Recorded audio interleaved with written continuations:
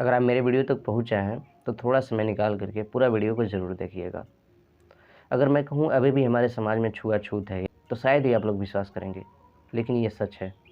अगर आप लोग भी सोशल मीडिया पे एक्टिव हैं तो आप लोग को एक डॉक्यूमेंट्री ज़रूर देखना चाहिए जो अभिनव सर ने बनाई है। न्यूज़ पिंच उनके यूट्यूब चैनल का नाम है। तो आप लोग को ज़रूर उस वीडियो को देखना चाहिए। As a citizen of India आप लोग को तो ज़रूर देखना चाहिए वो वीडियो, क्योंकि जिस लेवल की वहाँ पे अनटचेबिलिटी उन्होंने दिखाई है, मुझे तो विश्वास ही नहीं हो रहा था कि ये सच में होता है।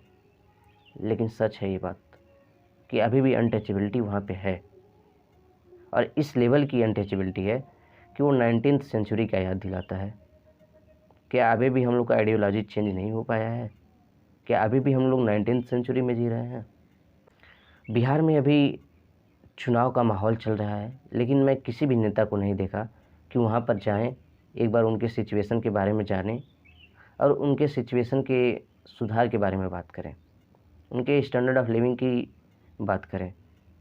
अगर स्टैंडर्ड ऑफ लिविंग की बात की जाए तो इतना वीक है कि वो सिर्फ चावल बना के खा लेते हैं। उनके पास सब्जी नहीं होती है, वो चूहा मार के खाते हैं, इसलिए उन्हें मूसहर कहा जाता है, यानी मूसों को हरने वाला, मूस को मार के खाने वाला, इसलिए उन्हें मूसहर कास्ट कहा जाता है। क्या बिहार के गवर्नमेंट उनकी स्टैंडर्ड ऑफ लिविंग को बदल नहीं सकता है? अगर बिहार की गवर्नमेंट चाहे तो उनकी सिचुएशन को बदलने में ज़्यादा टाइम नहीं लगेगा। लेकिन क्यों नहीं चाह रही है वहाँ की गवर्नमेंट कि वहाँ का स्टैंडर्ड ऑफ लिविंग बदले? सब तो विकास की बातें कर रहे हैं कि हम आ जाएंगे तो ये करेंगे वो करेंगे, लेकिन कोई नेता क्यों नहीं गया उन मुसहर के टोलियों में?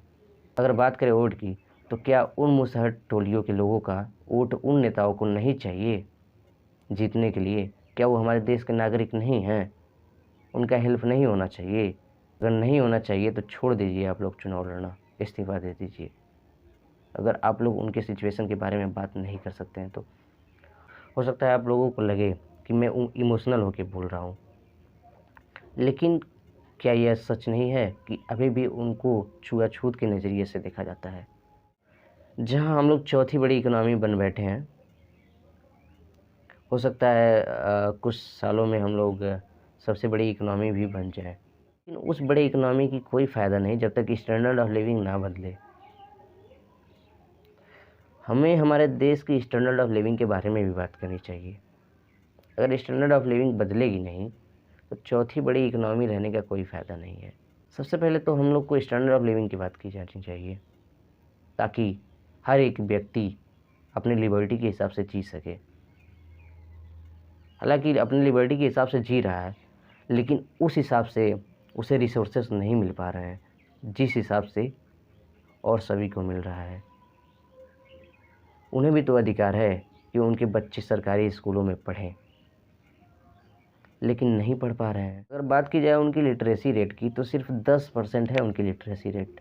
तो सिर्फ क्यों 10% है वहाँ की लिटरेसी रेट? क्या गवर्नमेंट नहीं जानती है उनके लिटरेसी रेट के बारे में? उनको गांव के ऐसे छोर पे बसाया गया है ताकि उनके कपड़ों का गंध उन बड़े लोगों के टोलियों में ना जा सके। सोचिए, हम लोग 21st सेंचुरी में जी रहे हैं, लेकिन 19th सेंचुरी वाली बातों को दोहरा रहे हैं। क्या हमारे देश के नेता वहाँ के सिचुएशन के बारे में संसद में जाके बात नहीं कर सकते हैं?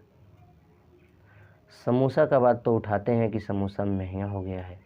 समोसा ज़्यादा इसेंशियल है या फिर उनके लिए जो मुसहर टोलियों के लोग हैं उनकी नेसेसरी गुड्स यानी नेसेसरी फूड के बारे में भी बात की जानी चाहिए। उनकी नेसेसरी फूड उन्हें नहीं मिल रही है।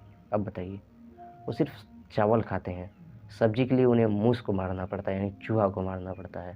पर बिहार के नेताओं को उन टोलियों में जाके देखना चाहिए क्या सिचुएशन है। मैं किसी भी नेता की बात नहीं कर रहा हूँ पर्सनली, मैं बस यही चाहता हूँ कि वहाँ पे जो भी गवर्नमेंट बने उन मुसहर के टोलियों के जितने भी लोग हैं उनकी स्टैंडर्ड ऑफ लिविंग को बदलने के बारे में बात करें, और उनके अलावा जितने इस कंडीशन में जी रहे हैं उनके कंडीशन के बारे में बात करें, उनके स्टैंडर्ड ऑफ लिविंग की बात करें, तभी हमारा देश बदल पाएगा। अदरवाइज चौथी बड़ी इकोनॉमी रहने का कोई फ़ायदा नहीं होगा।